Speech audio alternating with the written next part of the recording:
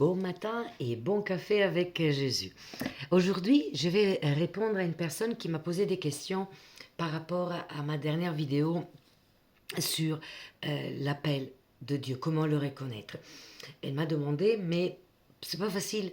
Est-ce qu'on a plus de détails que ça? Oui, oui, parce que quand on a l'appel de Dieu, parfois on peut passer à travers des épreuves, des étapes. On pourrait dire que, grosso modo, on peut passer à travers 4 étapes. La première étape, c'est celle de l'humiliation. Ben, si on prend le psaume 119-71, on peut lire « Il m'est bon d'être humilié, afin que j'apprenne tes prescriptions ». Bien sûr que quand on est dans l'appel de Dieu, parfois le monde autour de nous peut se montrer pas trop compréhensif, ou il peut être humiliant, ou encore, et plus horrible, peut nous trahir, peut nous sous-estimer. Parfois, dans cette étape, on peut avoir l'impression que les prières ne sont pas écoutées et encore moins exaucées. Mais le désert n'est pas réel. Dieu opère en coulisses. Il forme et il façonne notre caractère pour le préparer au dévoilement de son plan. Le deuxième point, quand on a l'appel de Dieu, ça peut être l'appel à l'obéissance en premier. Si on lit 1 Samuel 15, 22, l'obéissance vaut mieux que les sacrifices et l'observation de sa parole vaut mieux que la graisse des béliers. Obéir, dire oui au Seigneur sans poser de questions, lâcher prise, montre la direction du cœur. Et cette direction va déterminer aussi la suite du voyage. Donc, savoir dire oui, Seigneur, je t'obéis, je ne vais pas chercher plus loin, je t'obéis, je suis là, je dis oui. Troisième point, c'est une sorte de préparation cachée.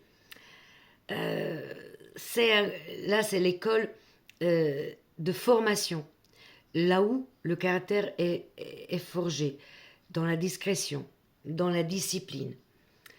On a un exemple dans Galates 1, 17 à 18, où Paul illustre le temps de retraite, de formation fondamentale pour pouvoir se préparer au grand ministère de Dieu. Et c'est une période importante.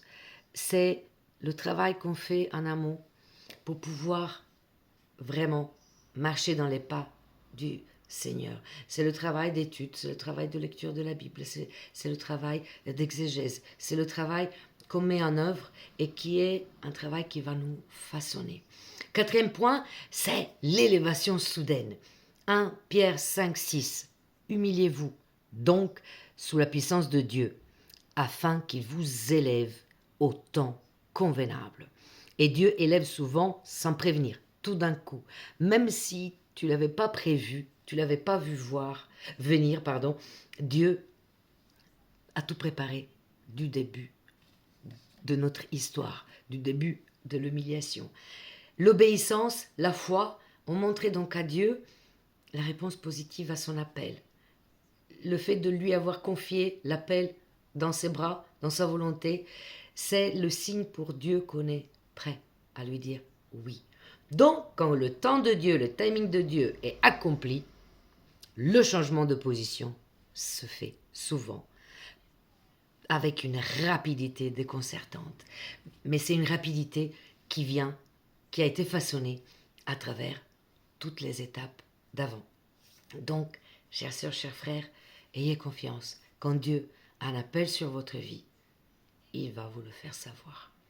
Mais en premier, on s'humilie, on lui confie, on étudie, on prie et on lui donne notre incertitude, nos doutes dans ses mains.